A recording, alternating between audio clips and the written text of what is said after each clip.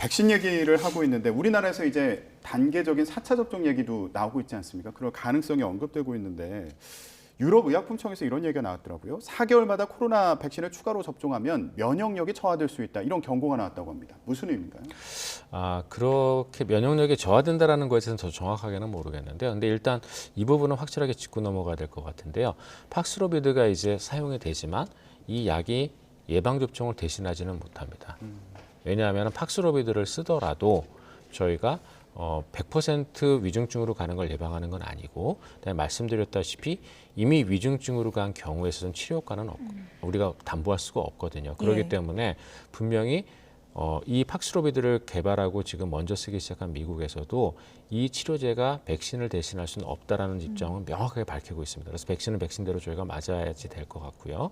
그래서 이제 이 백신의 중요성은 아직도 남아있다고 볼 수가 있는데, 문제는 지금 이 백신이 저희가 이제 처음에는 한 2번 정도 맞으면 된다고 생각을 했다가 지금 3차 접종을 지금 시행하고 있는데, 네. 부분적 4차 접종 얘기가 나오면서 그럼 이걸 얼마나 더 맞아야 되냐, 그리고 이렇게 반복해서 맞으면 과연 문제는 없을 것이냐에 대한 의문이 나오고 있거든요. 그래서 이제 말씀 주셨던 그런 얘기가 나와 있는데, 일단은 이 3차 접종과 4차 접종에 있어가지고 제일 중요한 거는 3차 접종과 4차 접종이 어떤 목적으로 시행되느냐에 따라서 사실은 우리가 조금 이 백신 접종 전략 자체가 달라질 필요가 있거든요.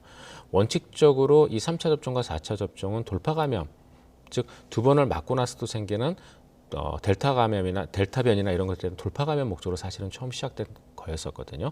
그랬는데 이게 이제 오미크론 변이가 중간에 갑자기 막 나오다 보니까 이게 이제 오미크론 변이에 대한 대응력도 일시적으로 높여줄 수 있기 때문에 이제 저희가 서둘러서 진행을 했었는데요. 근데 원칙적으로 오미크론 변이에 대한 대응은 새로운 백신이 나오는 게 맞습니다. 예. 왜냐하면은 오미크론 변이는 이미 우리가 알고 있는 코로나19로부터 면역학적으로나 또는 뭐 여러 가지 특성을 놓고 봤을 때 대략 한 절반 정도는 바뀐 바이러스거든요. 그래서 여기에 대한 백신이 나오는 게 맞는데 이거를 빨리 개발할 수 없으니까 저희가 기존 백신으로 한 번 더 맞는 거를 좀 더 서둘렀던 것들이거든요. 근데 이게 이제 이렇게 같은 백신을 반복적으로 맞게 되면은 부스팅 효과나 이런 측면에 있어서는 분명히 조금 일부 손해보는 것들이 있고, 이스라엘 데이터에서도 4차와 3차를 비교했을 때 4차 접종의 부스팅 효과가 3차에 비해서는 좀 덜한 측면들은 있습니다. 예. 근데 이게 면역력이 감소하거나 이런 건 아니기 때문에요. 조금 더 봐야 될 것 같습니다. 오미크론 자체가요, 치료제뿐만 아니라 오미크론 자체가 게임 체인저일 수 있다. 왜냐하면 중증화율이 상당히 떨어지는 게 지금 속속 확인이 되고 있기 때문에 뭐 오미크론 종식에 2~3개월 정도 걸릴 것이다. 이런 전망이 많더라고요. 우리나라 같은 경우는 그러면 어느 정도 시기로 볼 수 있는 건가요? 우리나라 같은 경우는 다행스럽게도 오미크론 변이가 지금 많이 확산은 안 되고 있는데요.